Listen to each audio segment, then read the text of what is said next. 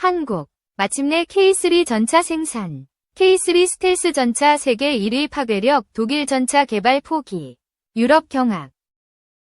현대차가 차세대 주력 전차에 대한 비전을 공개했다. 비디오 게임에 등장할 법한 이 미래적인 전투 탱크는 복잡한 수소 연료 전지 파워트레인을 사용할 예정이다. 확실히 전장에는 전기 구동 장치보다 수소 구동 장치가 훨씬 더 적합할 것이다. 이 미래형 탱크에는 지붕에 배치할 수 있는 드론도 포함되어 있으며 자율 기능과 레이더에 걸리지 않는 특수 페인트를 적용하는 등 은밀한 전투를 위해 설계됐다.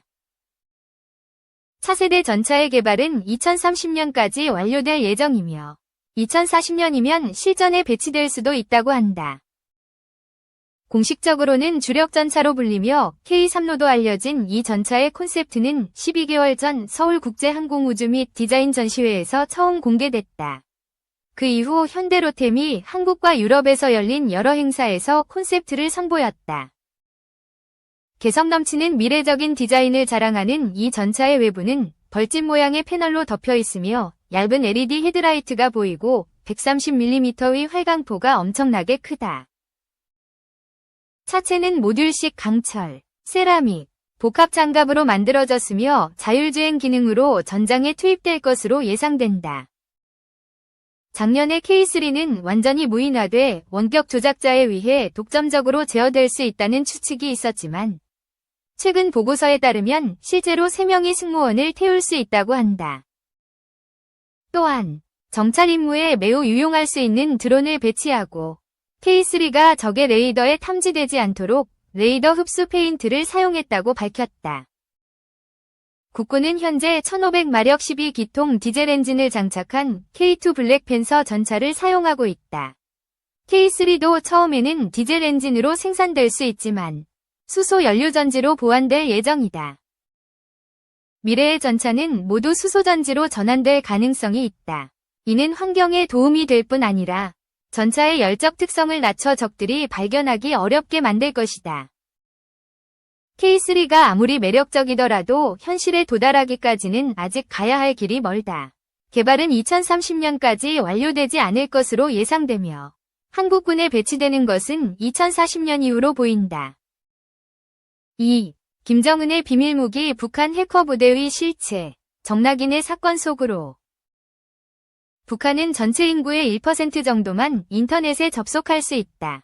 이용률로 따진 국가별 순위에서 147개국 중 146위로 세계 최하위권이다. 당국이 개인의 인터넷 접근을 철저히 통제하고 있어 함부로 이용할 수 없다. 이에 반해 해킹 능력은 세계 최고 수준이다. 지난해 5월 미국 IT 기업 해커허스가 개최한 해킹 대회에서 북한 대학생들이 1위에서 4위까지 휩쓴 것에서도 알 수 있다. 당시 1위는 800점 만점을 받은 김책공업대학 학생이 차지했고 2위는 김일성종합대학 학생, 3위와 4위는 김책공업대학 학생이었다.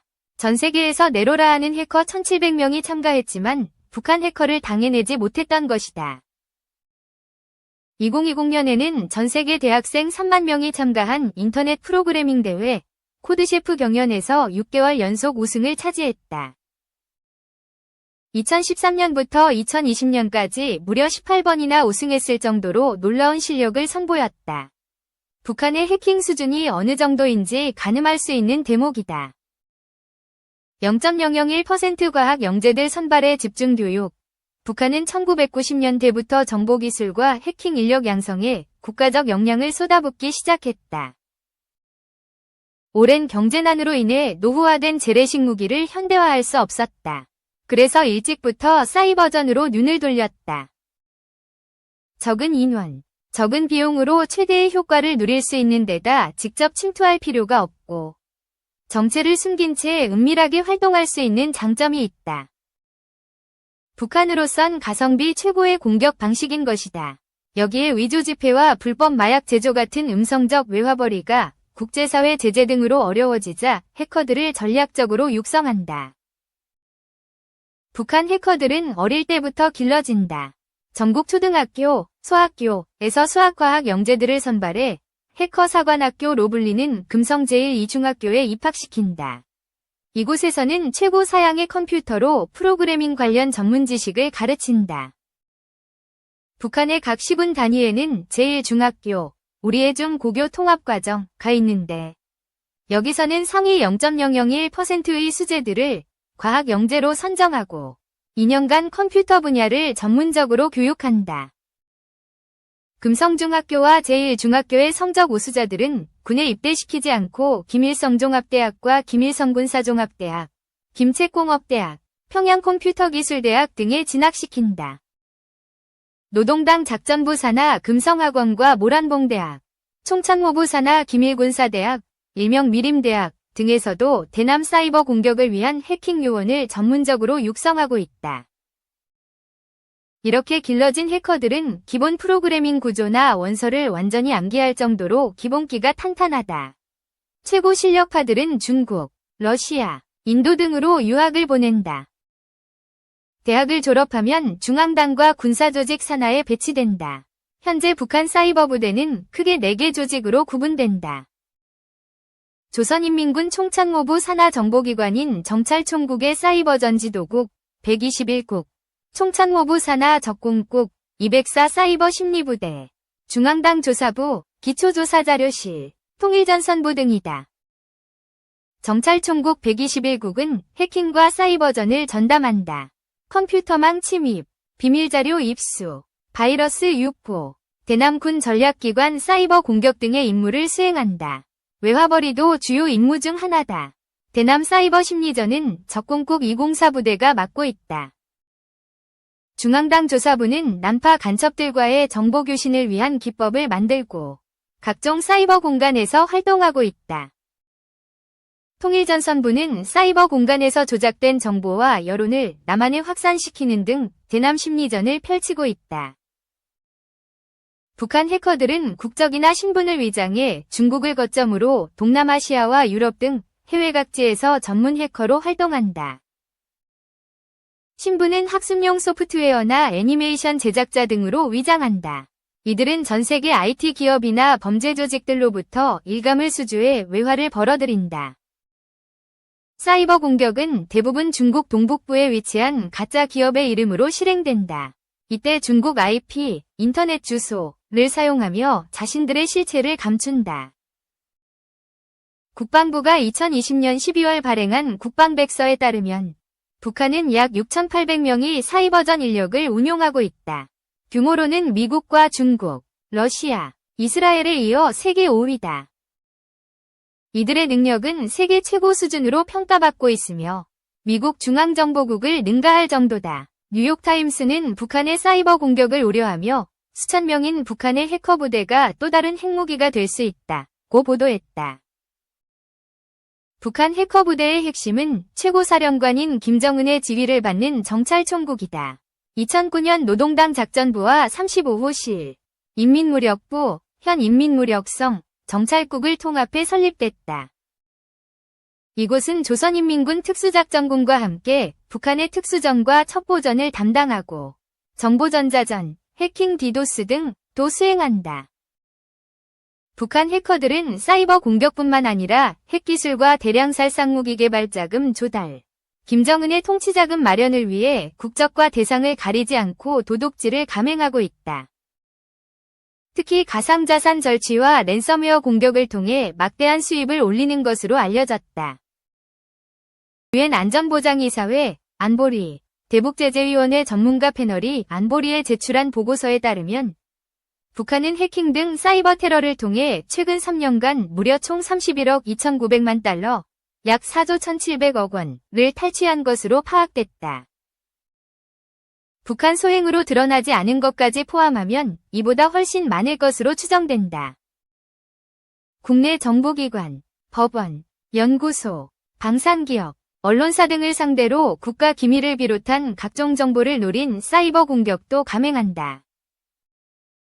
국정원에 따르면 지난해 공공부문을 겨냥한 국가 배후 또는 국제 해킹 조직의 사이버 공격은 하루 평균 162만여 건으로 파악됐는데 이 중 80%의 공격 주체가 북한인 것으로 드러났다.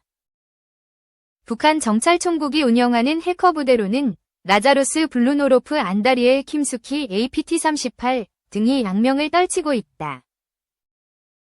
이 중 라자루스는 2007년에 가장 먼저 창설됐다.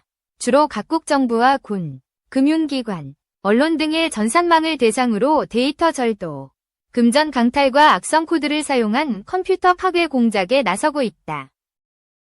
처음 세간에 알려진 것은 2014년 미국 소니픽처스 해킹 사건이다. 당시 소니픽처스는 김정은 국무위원장 암살을 다룬 영화를 제작하고 있었는데 제작 중단 요구를 거부하자 해킹 공격을 받았다. 미국 연방수사국은 북한을 배후로 지목했다. 2016년 방글라데시 중앙은행을 해킹해 8,100만 달러를 탈취한 사건과 2017년 워너크라이 램섬웨어 공격 등도 북한의 소행으로 알려졌다. 이뿐만 아니라 2019년 11월 가상자산 거래소 어비트에 보관돼 있던 이더리움 34만 2천 개가 탈취된 사건이 있었는데 약 5년간의 수사 끝에 북한의 소행으로 확인됐다. 경찰청 국가수사본부는 라자루스와 안다리엘이 공모한 것으로 드러났다고 밝혔다. 피해 규모는 당시 시세로 580억 원, 현재 기준으로는 1조 4,700억 원 상당이다. 북한이 탈취한 이더리움의 57%는 북한이 개설한 것으로 추정되는 가상자산 교환 사이트 3개를 통해 시세보다 2.5% 싼 가격의 비트코인으로 바꿔치기 된 것으로 경찰은 파악했다.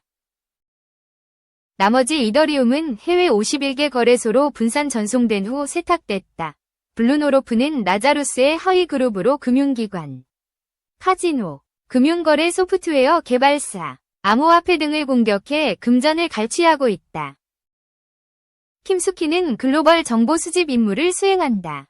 2014년 한수원 해킹 사건과 2016년 국가안보실 4층 이메일 발송으로 국내외에 알려졌다. 주로 국내 외교정책이나 국가안보기밀 등에 대해 지속적인 공격을 시도하고 있다. 언론사 기자를 4층에 국방과 안보, 통일, 외교 관련 전문가들에게 악성 파일을 보내 악성 코드를 뿌린 뒤 기밀을 탈취하는 수법을 사용하기도 한다.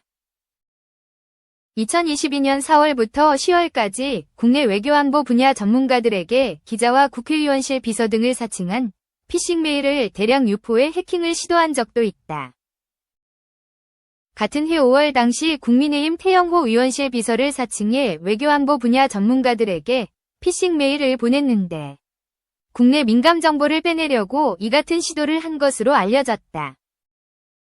안다리엘은 국방이나 방위산업체, 조선업체 등 국방 분야를 주된 공격 대상으로 삼는다. 경제적인 목적을 위해 금융기관과 암호화폐 거래소 등에 대한 해킹도 병행하고 있다.